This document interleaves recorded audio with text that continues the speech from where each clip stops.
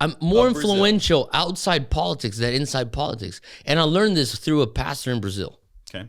who's very influential. His name is Malafaia. Yeah. And so when I was talking to Pastor Malafaia, and he said something to me that I was like, what?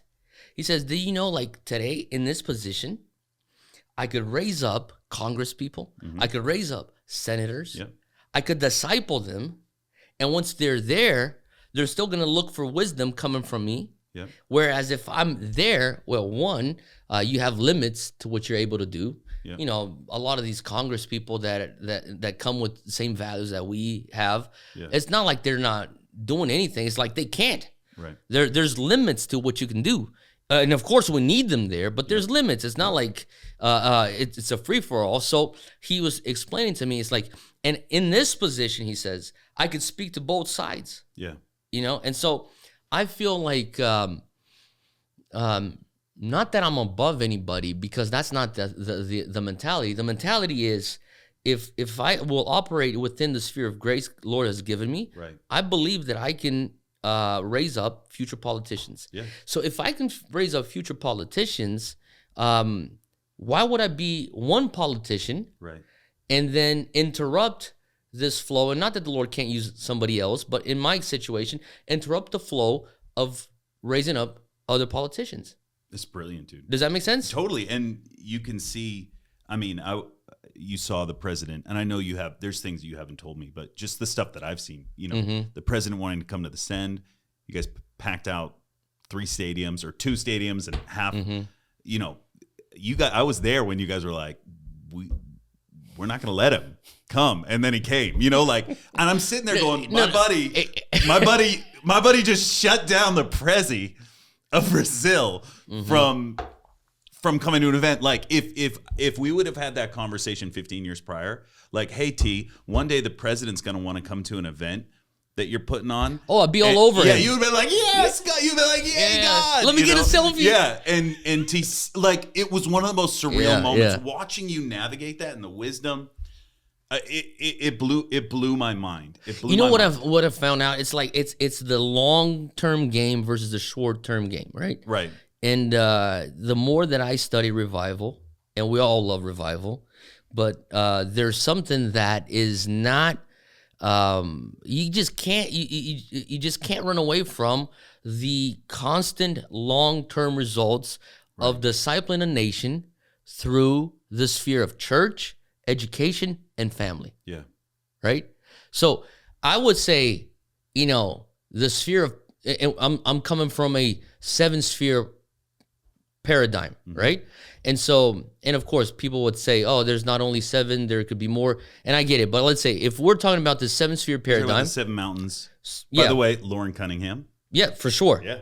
Bill, what is it? Bill Bright and Lauren from Crew. And so I would say, and Lauren would actually say this, the power spheres would be politics and business.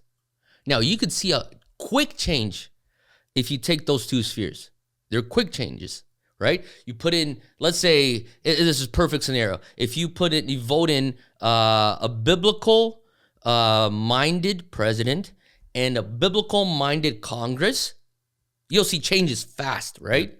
Yeah. And you go 2-3 terms with that, bro. You've reformed a nation, right? Now, but what are the odds of that happening, right? Now, let's say if you raise up, 100 billionaires that are kingdom-hearted, kingdom-minded, biblical-minded, right? You'll see a lot of change quick. Now, you have to also take in consideration that business, money, and politics, power, these 2 things are very tempting. Oh, yeah. Right? Oh, yeah. There's a lot of temptation with a lot of power. There's a lot of temptation with a lot of money. And if there's a lot of temptation, there's a high probability of corruption. Yeah. Right? Now, on the other hand, you have family, you have education, and you have church.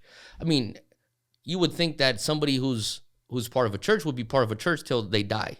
So that's a lifetime.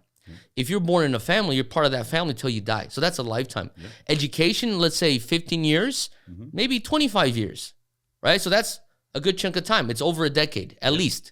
Yep. And so you have it's more of a long-standing relationship with these spheres, and is very low probability of corruption. And if you see, like, at times we tend to, and I think it's unconsciously, we tend to not invest so much in church, in family, in education, or at least lately we haven't. And I'll speak of Brazil or the West, right? And then we try to make up for lost time with, let's vote somebody in. Right. Or let's raise up, I don't know how many Josephs or whatever, the Joseph, whatever it is. You want to call it, of business people, kingdom, whatever, builders or, millionaires or billionaires. And you're trying to make up for the lost time and the lost fruit that would come with, consistent sowing and reaping and sowing and reaping. And so now you're like, hey, President so-and-so, Congressman so-and-so, Senator so-and-so, vote in the morality that I never taught in my dinner table. Wow. Would you vote in the morality that we never taught in our schools? Oh, by the way, we never built schools.